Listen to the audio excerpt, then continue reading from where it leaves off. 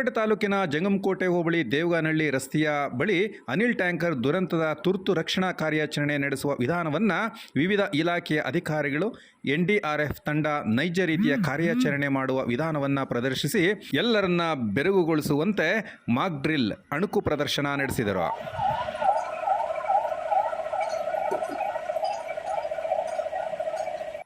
ಸಾರ್ವಜನಿಕ ಸ್ಥಳದಲ್ಲಿ ಅನಿಲ್ ಟ್ಯಾಂಕರ್ ವಾಹನ ಸೋರಿಕೆಯಾಗಿ ದುರಂತ ಸಂಭವಿಸಿದ ಸಂದರ್ಭದಲ್ಲಿ ತುರ್ತು ಘಟನೆಯನ್ನು ಯಾವ ರೀತಿಯಲ್ಲಿ ನಿರ್ವಹಣೆ ಮಾಡಬೇಕು, ಅಂತಹ ಪರಿಸ್ಥಿತಿಯನ್ನು ನಿಭಾಯಿಸುವ ವಿಧಾನವನ್ನು ಪೊಲೀಸ್ ಇಲಾಖೆ, ಆರೋಗ್ಯ ಇಲಾಖೆ ಮತ್ತು ಅಗ್ನಿಶಾಮಕ ದಳ ಹಾಗೂ ವಿವಿಧ ಇಲಾಖೆಗಳ ಸಹಯೋಗದೊಂದಿಗೆ ತುರ್ತು ಪರಿಸ್ಥಿತಿ ತಡೆಗಟ್ಟುವಿಕೆ ಮತ್ತು ಪ್ರತಿಕ್ರಿಯೆ ಅಣುಕು ಪ್ರದರ್ಶನ ನೀಡುವುದರ ಮೂಲಕ ಅಹಿತಕರ ಘಟನೆಗಳು ನಡೆಯದಂತೆ, ಸಾರ್ವಜನಿಕರಿಗೆ ತೊಂದರೆಯಾಗದಂತೆ ಪ್ರಾಥಮಿಕವಾಗಿ ತಕ್ಷಣ ಯಾವೆಲ್ಲ ಕ್ರಮಗಳು ಕೈಗೊಳ್ಳಬೇಕು ಎಂಬಂತೆ ಅಣುಕು ಪ್ರದರ್ಶನವನ್ನು ನೈಜ ಮಾದರಿಯಲ್ಲೇ ನಡೆಸಬೇಕು ಎಂಬುದರ ಕುರಿತು ತಹಸೀಲ್ದಾರ್ BN ಸ್ವಾಮಿ ವಿವರಣೆ ನೀಡಿದರು.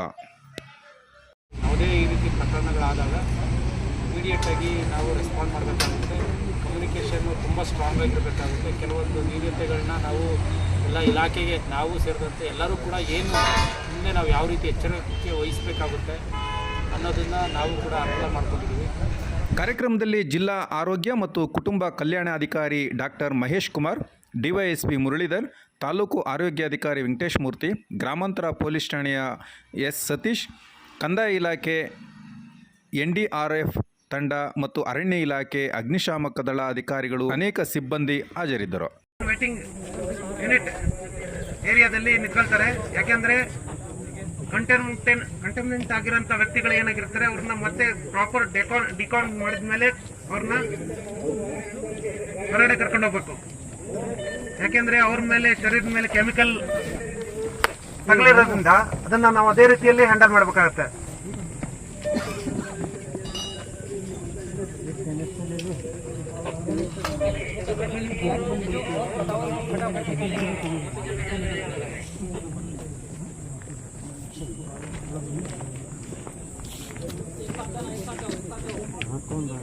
ಯಾಕೆಂದ್ರೆ ಜಾಸ್ತಿ ಇದರಲ್ಲಿ ಉಲ್ಟಾ ರೀತಿಯಲ್ಲಿ ನಾವು ಹ್ಯಾಂಡಲ್ ಮಾಡ್ತೀವಿ. ಅದರಲ್ಲಿ ನಾವು ಏನು ಮಾಡಬೇಕು, ಜಿಲ್ಲಾಡಳಿತ ವತಿಯಿಂದ, ಪೊಲೀಸ್ ಇಲಾಖೆ ವತಿಯಿಂದ ಮತ್ತು ಸಂಬಂಧಪಟ್ಟ ಎಲ್ಲ ಇಲಾಖೆಗಳಿಂದ ಪ್ರಿಪೇರ್ಡ್ನೆಸ್ಸು ಮೋಸ್ಟ್ ಇಂಪಾರ್ಟೆಂಟ್. ಯಾವ ಗಳಿಗೆಯಲ್ಲಿ ಇದಾಗುತ್ತೆ ಅಂತ ನಮಗೆ ಯಾರಿಗೂ ಗೊತ್ತಿರೋದಿಲ್ಲ. ಸೊ ನೈಟ್ ಆಗ್ಬೋದು ಅಥವಾ ಯಾವುದೇ ರಜಾ ದಿನಗಳಲ್ಲಾಗ್ಬೋದು, ಅದಾದರೂ ಕೂಡ ನಾವು ಹೇಗೆ ಅದನ್ನು ನಿರ್ವಹಣೆ ಮಾಡಬೇಕು, ಒಂದು ವಿಕೋಪಗಳನ್ನ ನಿರ್ವಹಣೆ ಮಾಡೋಂಥದ್ದು ಪ್ರಮುಖವಾದಂತಹ ಒಂದು ವಿಚಾರ. ಹಾಗಾಗಿ ಈ ವಿಚಾರವಾಗಿ ನಾವು ಪ್ರಿಪೇರ್ಡ್ನೆಸ್ಗೆ ಪ್ರಮುಖವಾಗಿ ನಮ್ಮಲ್ಲಿ ಎಲ್ಲ ಒಂದು ಜಿಲ್ಲಾ ಆಡಳಿತದ ವತಿಯಿಂದ, ತಾಲೂಕು ಆಡಳಿತ ವತಿಯಿಂದ ಪ್ರತಿಯೊಂದು ಇಲಾಖೆಗಳ ಸಂಬಂಧಪಟ್ಟ ಇಲಾಖೆಗಳ ಒಂದು ಮಾಹಿತಿಯನ್ನು ಬರೆದಿಟ್ಕೊಂಡಿರಬೇಕಾಗುತ್ತೆ. ಹಾಗೆಯೇ ಈ ಒಂದು ಕೆಮಿಕಲ್ ಸಂಬಂಧಪಟ್ಟಂತೆ ಈ ಒಂದು ಸಂಸ್ಥೆಯಲ್ಲಿ ಆದಂಥ ಸಂದರ್ಭದಲ್ಲಿ ಅಥವಾ ಆಫ್ ಸೈಟ್ ಯಾವುದೋ ರೋಡಲ್ಲಿ ಆದಂಥ ಸಂದರ್ಭದಲ್ಲಿ ಇಮಿಡಿಯೇಟಾಗಿ ಅವರು ಆ ಕಂಪ್ನಿಯವ್ರಿಗೆ ಮಾಹಿತಿ ಕೊಡ್ತಾರೆ. ಆ ಕಂಪ್ನಿ ಏನು, ಇದು ಯಾವುದೇ ಕಂಪ್ನಿ ಆಗ್ಬೋದು ಕೆಮಿಕಲ್ ಸಂಬಂಧಪಟ್ಟಂತೆ, ಅವರು ಸಂಬಂಧಪಟ್ಟ ಜಿಲ್ಲಾಧಿಕಾರಿಗಳ ಕಚೇರಿಯಲ್ಲಿರುವಂತಹ ನಮ್ಮ ಸೆಂಟ್ರಿಗೆ ಕಾಲ್ ಮಾಡಿ, ಡಿಸಾಸ್ಟರ್ ಮ್ಯಾನೇಜ್ಮೆಂಟ್ ಸೇರಿಗೆ ಅವರು ಮಾಹಿತಿ ಕೊಟ್ಟ ಕೂಡಲೇ ಅವರು ಎಲ್ಲ ಇಲಾಖೆಗಳಿಗೆ, ಮೊದಲಿಗೆ ಪೊಲೀಸು ಮತ್ತು ಫೈರು, ಹೆಲ್ತ್ ಡಿಪಾರ್ಟ್ಮೆಂಟ್, ಇವರು 3 ಇಲಾಖೆಗಳಿಗೆ ಪ್ರಮುಖವಾಗಿ ಮಾಹಿತಿ ನೀಡಿದ್ದಾರೆ. ಸೊ ನಾವು ನಿಜವಾಗ್ಲೂ ಪ್ರಕರಣ ಆದಂಥ ಸಂದರ್ಭದಲ್ಲಿ ಹೇಗೆ ನಾವು ಈ ರೀತಿ ಮಾಡ್ತೀವಿ ಅದೇ ರೀತಿಯಲ್ಲಿ ನಾವು ಪ್ರಾಕ್ಟಿಕಲಾಗಿ ಅವರು ಕಾಲ್ ಮಾಡಿ ಎಲ್ಲರಿಗೂ ಮಾಹಿತಿ ಕೊಟ್ಟರು. ಏನು 5 ಜನಕ್ಕೆ ಅಲ್ಲಿ ತೊಂದರೆ ಆಗಿದೆ ಅನ್ನೋ ಒಂದು ಮಾಕ್ ಡ್ರಿಲ್ಲಲ್ಲಿ ಅದನ್ನು ರೆಸ್ಕ್ಯೂ ಮಾಡುವಂತಹ ಕಾರ್ಯನ ನಮ್ಮ ಹೆಲ್ತ್ ಡಿಪಾರ್ಟ್ಮೆಂಟವ್ರು ಮಾಡಿದ್ದಾರೆ. ಹಾಗೆ NDRF ತಂಡನೂ ಕೂಡ ಇಬ್ಬರನ್ನ ಸಿಗಾಕೊಂಡಿರುವಂಥ ವೆಹಿಕಲಲ್ಲಿ ಸಿಗಾಕೊಂಡಿರೋನ್ನ ಅವರು ಕೂಡ ರೆಸ್ಕ್ಯೂ ಮಾಡಿದ್ದಾರೆ. ಸೊ ಅದು ರೆಸ್ಕ್ಯೂ ಆದಮೇಲೆ ಏನೆಲ್ಲ ಮಾಡಬೇಕು, ಯಾವ ರೀತಿ ಕ್ರಮ ಕೈಗೊಳ್ಳಬೇಕು ಅನ್ನೋದನ್ನು ಕೂಡ ಪ್ರಾಕ್ಟಿಕಲಾಗಿ ಇವತ್ತು ನಾವು ಮಾಡಿದ್ದೀವಿ. ಸೊ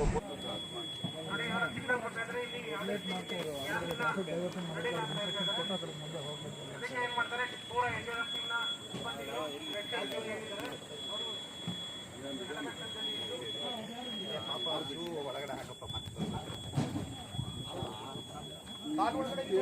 ಇನ್ನ ಜನ್ಮ ಬುದ್ಧಿ ಬರಲ್ಲ, ಇಲ್ಲಿ ತಗೊಳ್ಳೋ ಅಂತ ಅವನ್ನ ಹೊಡ್ಕೊಂತ ಇದ್ದೀನಿ. ಅಲ್ಲ ಇದು ಟೈಮ್